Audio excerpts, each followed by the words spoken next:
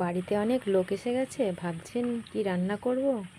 তো কোনো চিন্তা নেই, আমার এই রেসিপিটা ফলো করুন, দেখবেন সব সমস্যার সমাধান হয়ে যাবে।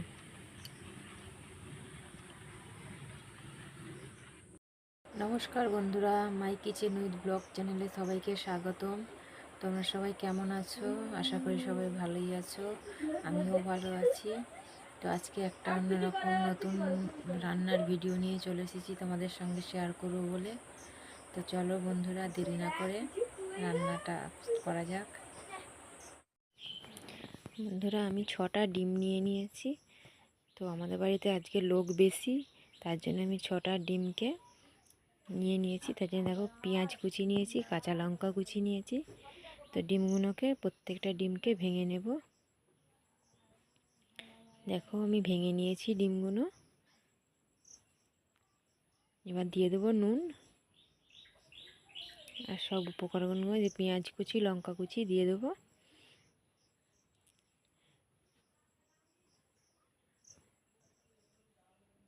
তো দিয়ে ডিমটা ভালো করে এইভাবে ঘেঁটে নেব।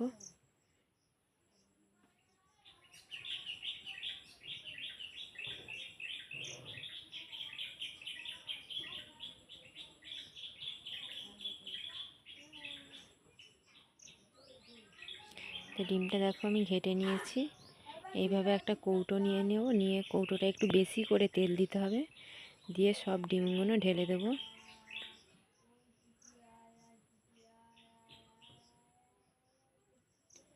দিয়ে দেখো, ঢাকনাটা এঁটে দিয়েছি, দেবো। দিয়ে একটা কড়াই নিয়ে উনুনে বসিয়ে দিয়েছি, তাতে জল গরম বসিয়ে দেবো।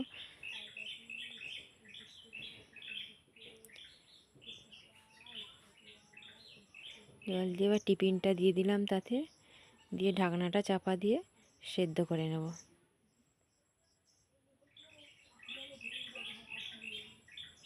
আমার সেদ্ধ হয়ে গেছে, এবার নাবিয়ে নিচ্ছি।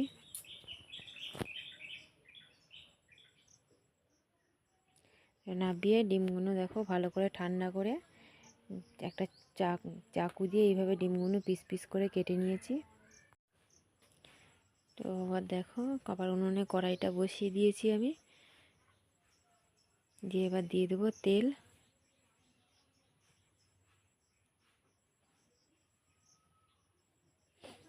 তেলটা ভালো করে গরম হয়ে গেছে, এবার দিয়ে দেবো ডিমের পিসগুলো ভেজে নেব।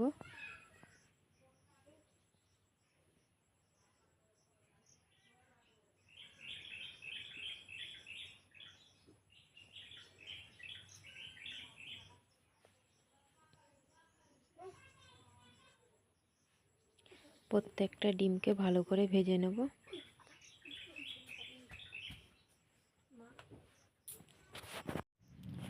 তো আমি এইভাবে ডিমের কুচোগুলো ভালো করে ভেজে নেব। একটু হালকা উপর থেকে হলুদ ছড়িয়ে দেবো, যাতে একটু কালার হয়। দিয়ে আর একটু ভালো করে ভেজে নেব। দেখতে পাচ্ছ আমার একটা ডিমও ভাঙছে না। নাবিয়ে নিয়েছি, এবার দিয়ে দেবো তেজপাতা, জিরে দিয়ে দেবো ফোড়নে, আর দিয়ে দিলাম পেঁয়াজ কুচি। দিয়ে এবার পেঁয়াজটা ভালো করে ভেজে নেব।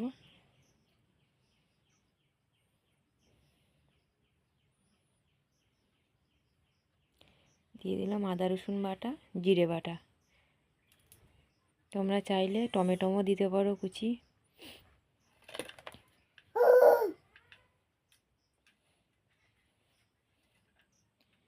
মশলাটা ভালো করে এভাবে ভেজে নিতে হবে।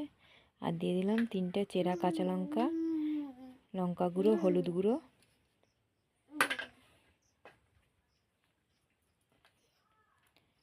এবার হালকা জল দিয়ে দেব,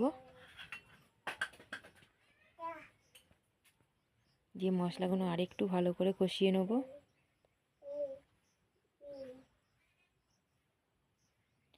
মশলাটা কষানো হয়েই গেছে, দেখতে পাচ্ছ কেমন তেল ছেড়েছে।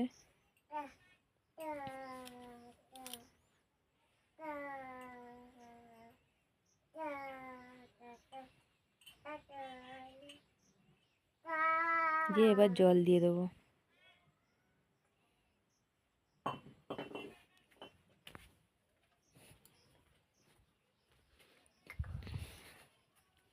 এবার দিয়ে দিলাম স্বাদ মতো নুন।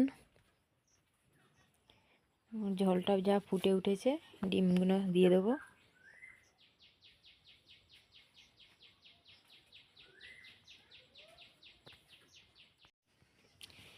দিয়ে এইভাবে ভালো করে একটু কষিয়ে নিলেই হয়ে যাবে। দেখো আমি নামিয়ে নিয়েছি। আমার রান্নাটা কেমন হয়েছে বন্ধুরা লাইক কমেন্ট করো, এবং রান্নাটা ভালো লাগলে আমার চ্যানেলটা সাবস্ক্রাইব করে দিও।